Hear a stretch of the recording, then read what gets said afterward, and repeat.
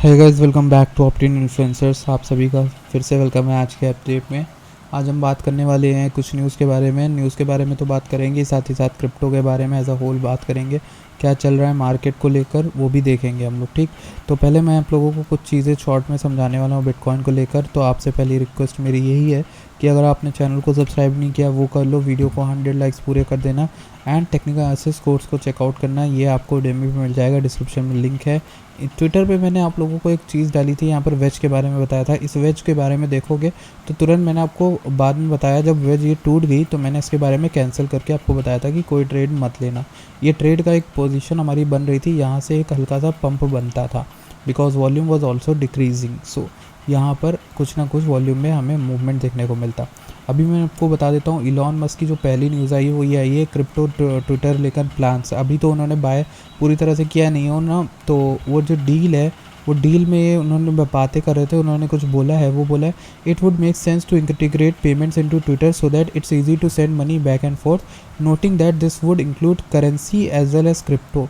उन्होंने बोला है ट्विटर में वो जब वो ट्विटर को हैंडल करेंगे तो वो ट्विटर में क्या करने वाले हैं कि पेमेंट्स भी इंटीग्रेट करने वाले हैं। और जब पेमेंट्स इंटीग्रेट हो जाएगा तो जाहिर सी बात है इलॉन मस्क तो क्रिप्टो फ्रेंडली हैं, तो वो क्रिप्टो को भी एज एन ऑप्शन उसमें लगाने वाले हैं। ये एक बड़ी बात है, अच्छी बात है और इम्पॉर्टेंट बात है, ये आपको पता नहीं चाहिए थी। टेदर को लेकर आया है, टेदर की सर्कुलेशन में सप्लाई ड्रॉप हुई है 12 बिलियन, जो कि ठीक है और ये होता रहता है बैलेंस करने के लिए। यूएसडीसी की सप्लाई बढ़ी है, मार्केट कैप भी बढ़ा, ये अच्छी बात है। और ट्विटर पे अगर आपने फॉलो नहीं किया तो फिर से कह रहा हूँ कर लो फॉलो। और एक आई है न्यूज़ 3 एलो कैपिटल की, वो मैं आप लोगों को एक नेक्स्ट वीडियो में पूरा समझाते हुए बता रहा हूँ क्या होगा, और उसके बारे में आपको पूरी वीडियो मिल जाएगी, ठीक। तो 3 एरो ने क्या किया है, एक तरह से समझ लो लिक्विडेशन होने वाला था। ये अपना बहुत ज़्यादा इन्होंने रखे हुए हैं एसेट, तो वो सारे एसेट जो है अफेक्ट हो सकते हैं अगर 3 एरोज़ ने बेचना चाहा तो, उस वजह से, ठीक। तो इनका क्या हुआ है, लॉस की वजह से पिछले कुछ समय से इन्होंने ग्रीड में आके लेवरेज वगैरह किया था, तो उसके चक्कर में लिक्विडेशन के डर में ये अपना सब कुछ निकाल रहे हैं बाहर। तो क्रिप्टो लेंडर बेबल फाइनेंस एक सेकेंड नंबर पे बन गया है, जिसने यहाँ पर फ्रीज़ कर दी हैं वो ड्रॉल्स और सेल्सियस की तरह, जो कि ऐसे टाइम पर पता चलता है कौन डिसेंट्रलाइजेशन फ्रेंडली है कौन नहीं, जब बेयर मार्केट आती है। तो अब बात करते हैं बिटकॉइन की। सिंपल बात करूँगा, ज़्यादा तोड़ मोड़ के नहीं। बिटकॉइन ने अपना ऑल टाइम हाई पुराना वाला वो तोड़ दिया है। वो तोड़ने के बाद एक इंपॉर्टेंट चीज़ यही थी कि सब देख रहे थे कि 20,000 जो ऑल टाइम हाई है वो ना टूटे, पर वो तो टूट गया ना। तो अब टूटने के बाद हमारे पास एक इंपॉर्टेंट रीजन बचता है। वो इंपॉर्टेंट रीजन कौन सा है, लेट मी शो यू।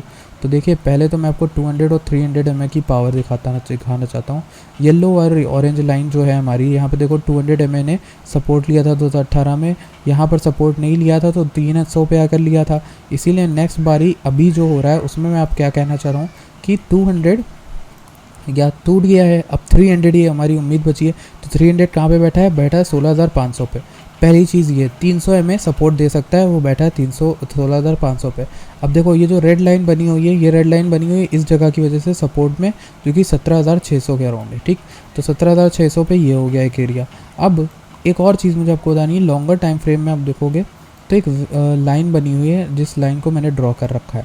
ये एक ट्रेंड लाइन है, ये ट्रेंड लाइन ट्रेंड को दिखा रही है बिटकॉइन का ओवरऑल ट्रेंड 2015 से देखो 2015 में भी यहाँ पर एक टच हुआ, 2020 में एक टच हुआ।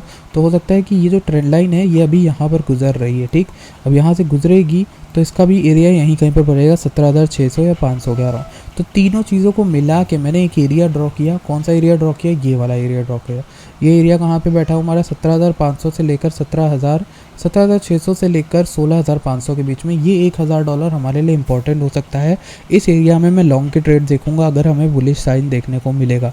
ये एरिया एक इंपॉर्टेंट जोन हो सकता है 16,500 से लेकर 17,500, ये बात याद रखना। अब सेकंड चीज़ देख लेते हैं, ये हमारा वॉल्यूम वाला चार्ट है 4 आवर में। इसमें कुछ इंपॉर्टेंट लेवल है 17,700 से लेकर 16,900, ये भी इंपॉर्टेंट है। और ये एरिया मैंने आपको बता के रखा था, इसके एरिया में हम फंसेंगे आकर बीच में आगे। टोटल जो मुझे लगता है कि यार इस बार जो मार्केट कैप देखो, ऑल टाइम हाई को तो इसने सपोर्ट लिया ही नहीं, तो फिर आखिर करना क्या चाह रहा है बिटकॉइन। मुझे लगता है पर्सनली कि ये टोटल मार्केट कैप का ऑल टाइम हाई लेगा। मतलब जो मार्केट कैप में टोटल पैसा है वो ऑल टाइम हाई को सपोर्ट लेगा पुराने, जो कि था $816 बिलियन के अराउंड, ठीक। पिछली बार जब ये गया था तो मेरे ख्याल से मुझे लगता है 750 बिलियन या 800 बिलियन के अराउंड टोटल मार्केट कैप का सपोर्ट होगा। और वहाँ पे जाके मार्केट थोड़ी स्टेबल होगी, रुकेगी, ठीक, साइडवेज चलेगी। तो मेरे ख्याल से अगर 800 700 जाना होगा तो इसको कितना नीचे आना होगा, 16,500 या 17,000 तक आना होगा, तब ये आराम से यहाँ पर आ जाएगा, ठीक, इस जगह पर।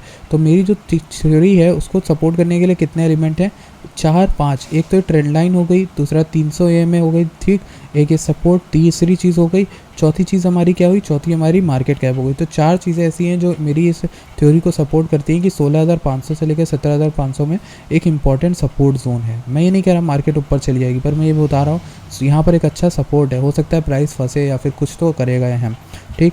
और ये एक इम्पॉर्टेंट लेवल है। बाकी मुझे लगता है क्रिप्टो का जो सपोर्ट है यहाँ पर बैठा हुआ। तो ये एक चीज़ इंपॉर्टेंट जो मुझे आपको बतानी थी। डोमिनेंस को लेकर बताऊँ तो डोमिनेंस जो है नीचे गिर गई, और इसकी वजह से मुझे लगता है कि ये यहाँ पर सपोर्ट लेने आ रही है 44 वाला, और यहाँ से फिर से बाउंस कर जाए, और जब बाउंस करेगी तो ऑल्ट्स ब्लीड करेंगे। पर्सनली मैं अभी भी सोचता हूँ कि ऑल्ट्स जो हैं और ज़्यादा ब्लीड कर सकते हैं, अभी भी और ब्लीड कर सकते हैं, थोड़ा बहुत टाइम बचा है, ठीक। 40% अगर रून भी गिरता है तो हमें $1 पे लाएगा, जो विच इज़ वेरी गुड। ऐसे ऐसे एरियाज़ में हमें कभी भी कोई कॉइन देखने को नहीं मिला है जनरली, तो अच्छी जगह है जहाँ पर हमें ये सब देखने को मिलेगा। और मैं आप लोगों को कुछ कॉइन्स दिखा देता हूँ, जैसे कि मैटिक को देख लेते हैं। मैटिक हमारा इसको तोड़ दिया है, तो अराउंड 25 सेंट के अराउंड आ सकता है, 25 से ऊपर ही आएगा, 29 सेंट के अराउंड, ये वाला 29 सेंट या फिर 30 सेंट के अराउंड, ये वाला एरिया है जो आपका 30 से, यही एरिया आपको यहाँ पर क्लियरली दिख रहा है, ये वाला। Let me show you with this. ये एरिया हमारा ड्रॉन नहीं था, बट ये एरिया हमारा एक इम्पॉर्टेंट एरिया है। 30 सेंट फिर 25 सेंट, मैं तो डायरेक्ट यहाँ पर 13 सेंट तक की भी बिड लगाने को तैयार हूँ अगर वहाँ तक भी मैटिक आता है। Why I am saying this, because वहाँ तक अराउंड 60% होगा और यहाँ तक अराउंड 28% होगा, तो यहाँ तक अराउंड 45-40 होगा। मेरा एवरेज क्या है कि 30 से 40% गिरावट ऑल्ट कॉइन्स में और आएंगी, ये जो मैं मानता हूँ पर्सनल थ्योरी। बाकी आप लोग ने अगर फॉलो नहीं किया ट्विटर पे तो यार फॉलो कर लो।